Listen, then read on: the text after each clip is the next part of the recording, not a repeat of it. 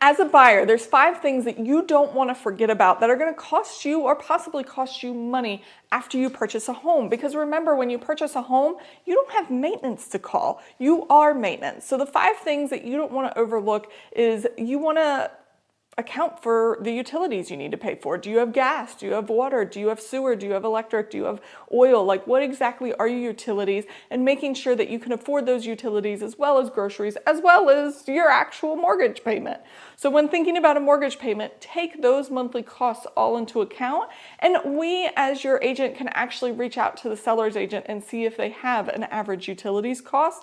Granted, it's going to be different because you may have the AC higher or lower than they did, but it'll at least give you a ballpark information.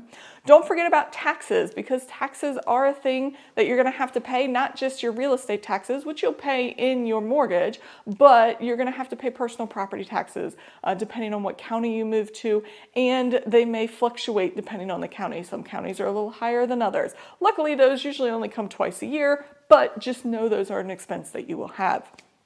As for the house itself, you're going to have repairs that you're going to have to do. And you may not walk in to need any repairs. It may be pristine and perfect and gorgeous house, but over time things are going to break. They deteriorate and they're going to break. So you're going to want to save a rainy day type fund for, say, if the roof starts to leak or the sink breaks or something happens, you're going to need some money to be able to put in that house and fix those repair costs. So you don't have a, oh my golly situation that you don't have the money to fix whatever it is, and now you're trying to work around this thing that doesn't work.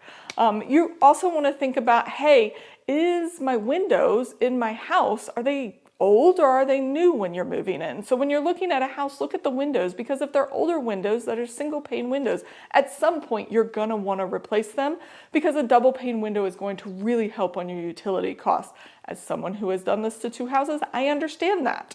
But you're going to want to take a look at those windows and go, okay, do I need to start saving and replace windows? And when you do that, you don't have to do them all at once. You could do one side of the house or a couple windows at a time as you have the money. And then the last thing is looking at your floors is another big expense people have. If your house isn't totally and completely redone, a lot of times you may have to refinish floors, replace carpets, put down flooring that you actually want, whatever the case may be. But those are the big 5 expenses that you want to watch out for as buyers, and keep in mind as you walk through and look at houses to make sure you don't make yourself house poor, because that's not my job. My job is to get you a house that you absolutely love and that you can afford everything in it.